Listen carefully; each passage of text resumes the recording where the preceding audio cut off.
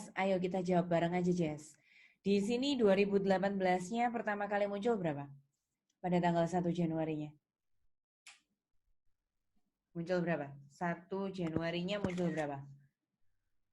Di sini 20.000 ya berarti ya. Ya kan? 1 Januarinya piutang usaha cicilan 2018-nya kan 20.000. Kemudian di sini nomor 3 itu ada pelunasan piutang usaha cicilan 2018 di kredit 15. Berarti pertamanya 20, kemudian dikurangi dengan 15, maka 31 Desember terjawab ya Jess. Jawabannya adalah 5.000. Iya. Oke. Ada pertanyaan lainnya lagi sampai neraca 31 Desember?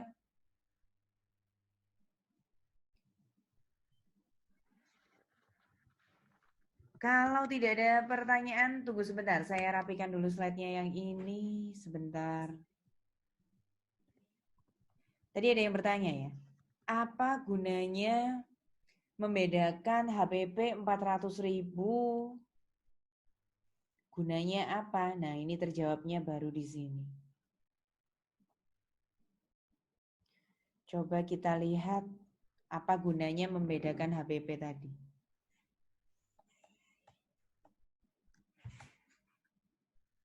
Kita lihat slide yang ini. Kita bisa lihat slide di sini. Kita membedakan di perusahaan ini ada 2 jenis penjualan. Yang sebelah kiri adalah penjualan cicilan. Yang sebelah kanan itu adalah penjualan biasa. Kita akan mencoba untuk mencari satu baris demi satu barisnya. Kita mulai dari yang pertama ya. 600.000 di perusahaan ini kita bagi menjadi 2. Yang cicilan 150, yang penjualan biasa 450. Coba kita lihat ke belakang. Di soal pertama kali sudah dijelaskan di sini. Benar ya di sini. Penjualan biasanya 250 dan 200 yaitu 450. Penjualan cicilannya 150. Sehingga kalau kita bedakan di sini, total penjualannya 600, yang cicilan 150, berarti yang biasa 450. Lalu ini tadi rumusnya Farrell. Farrell, coba diulangi lagi Farrell. Sekarang pakai angka Farrell. Ini berarti awalnya 100, terus ditambah dengan rumusnya HPP Ditambah atau dengan harga penjualan pembelian. Betul. Berarti 100 ditambah dengan pembelian 425 Farrell. Terus habis gitu lalu dikurangi itu. Dikurangi dengan pembelian. potongan pembelian. Berarti ya 100 tambah 425 kurangi 5.000. Hasilnya bener ini ya 520 Ya. kan? Nah, kemudian 520-nya diapakan? Betul. Tunggu sebentar. 520-nya kita kurangkan dengan saldo persediaan akhir. Saldo persediaan akhirnya dari soal 120 dikurangi 120. Berarti 520 kurangi 120 berapa, Farel? 400. Nah, ini loh yang tadi saya cerita. 400-nya itu harus dibedakan menjadi 2. Yang penjualan cicilan 90.000 HPP-nya. Berarti 400 kalau yang cicilan 90, yang biasa adalah 310. Yang ini tadi, yang ada bertanya kapan dibedakan, ya ini dibedakannya. Untuk menghitung apa tadi saya bilang? Laba kotor. Ini buat ngitung schedule laba kotor. Sehingga laba kotor atau biasa kita sebut dengan gross profit masing-masing beda. Kalau yang cicilan 60.000 dapat dari 150 kurangi 90. Kalau yang penjualan biasa 450 kurangi 310.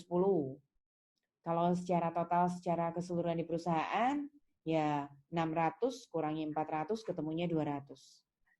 Sampai laba kotor ada yang mau ditanyakan?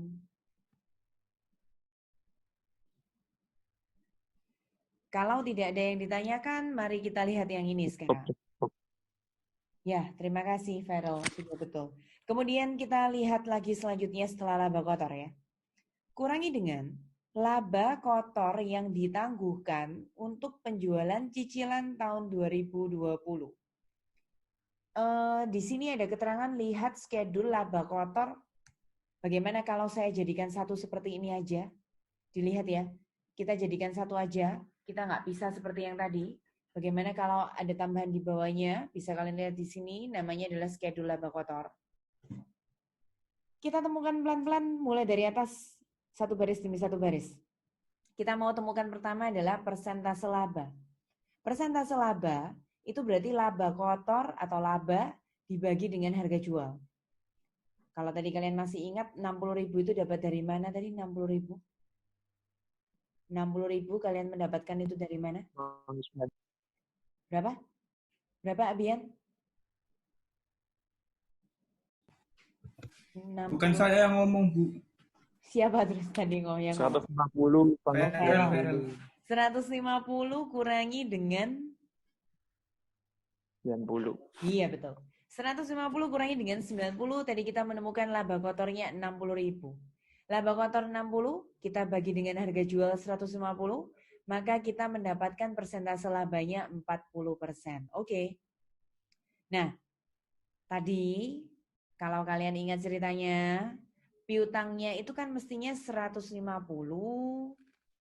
terus habis gitu dikurangi yang sudah ditagih itu 80. Berarti masih ada sisa piutang itu 70.000. Atau lihat aja neraca pada kondisi akhir tahun, piutang usaha cicilan yang tahun 2020 itu kan berarti masih ada yang belum dibayar customer, yaitu senilai 70.000. Nah, 70.000-nya itu kita kalikan dengan 40% tadi. Berarti 40% dari 70.000 itu belum dilunasi sama pelanggan. Karena itu belum dilunasi sama pelanggan, maka dinamakan laba kotor yang ditangguhkan. Kita kurangi dari sini. Harusnya labanya 60. Tapi 28-nya masih ditangguhkan. 60 kurangi 28, maka hasilnya adalah 32. Kalau yang penjualan biasa tidak ada metode itu ya. Jadi 140 ya tetap 140. Sehingga seluruh perusahaan kalau dijumlah 32 tambah 140, maka hasilnya adalah 172. Kemudian kita di sini butuh informasi lagi, ada tulisan lihat schedule laba kotor, berarti kita harus kembali lagi ke bawah. Kita lihat di sini ada schedule laba kotor yang di bagian bawah dipisah menjadi 3 tahun, 2020, 2019, dan 2018. Kita lihat penagihan piutang masing-masing ya. Yang ini tadi ditagih 80, ini tadi ditagih 40, 2018 ditagih 15. Dapat dari mana sih? 80, 40, 15. Siapa yang bisa dapat informasinya? Tahu dari mana? Dari transaksi nomor berapa? Ada penagihan piutang. Nomor 3, Bu. Kita lihat nomor 3. Nomor 3, betul sekali. Dari sini kita bisa menemukan piutangnya ditagih 80, 40, dan 15. Dari transaksi nomor 3, kita memperoleh 80, 40, dan 15. Tapi laba kotornya setiap tahun itu beda-beda. Yang baru saja kita hitung 40% itu yang punyanya tahun ini, 2020. Kalau yang 2019 sama 2018, kalian harus ingat 38, 35% itu dari catatan di bawah neraca tadi yang pertama-tama. Nah, kita masukkan di sini, ingat di sini rumusnya plus laba kotor yang direalisasi penjualan cicilan itu tahun sebelumnya loh. Karena ini tahun sebelumnya, berarti dapat angka 2450 itu menjumlahkan yang 2018 dan 2019 saja. Berapa dengan berapa? Yang kalian jumlah supaya mendapatkan 2450 ini. Lihat perhitungan yang di bawahnya ya. Laba kotor yang direalisasi tahun sebelumnya aja yang kita jumlah, berarti 15.200 tambah 5.250, hasilnya taruh sini, 24.50. Jadi sekali lagi yang ini hanya dari tahun yang 2019 sama 2018. Yang 24.50 itu hanya berasal dari yang 2019 sama yang 2018. Kita jumlahkan 172 tambah 20 hasilnya 192. Kemudian kurangi dengan biaya operasional tadi 120.000. Kurangi dengan pajak penghasilan tadi 28.980. Hasil laba bersihnya harus sama dengan yang tadi kita buat di jurnal nomor 10.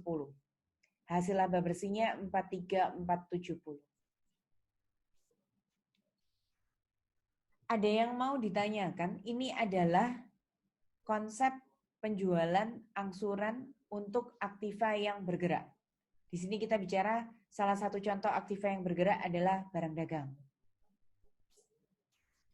Ada yang mau ditanya? Nanya yang angka 70.000 tadi. Ya, angka 70.000-nya mana, Jess? 70.000 yang di mana? Yang 180 min 80. Itu 180. Nah, ya. 150 kurangi 80. Loh, bener slide yang tadi ibunya. Yang 150 lagi jelasin. kurangi 80. Saya kok nggak ketemu. Yang mana itu? Oh, yang ini kan. 150 kurangi 80. Iya. Ya. Dapat dari mana maksudnya? Itu 70.000 itu kan piutang yang masih belum tertagih gitu dah. Ya, piutang 31 Desember. Piutang yang masih belum tertagih. Terus 28.000 itu apa?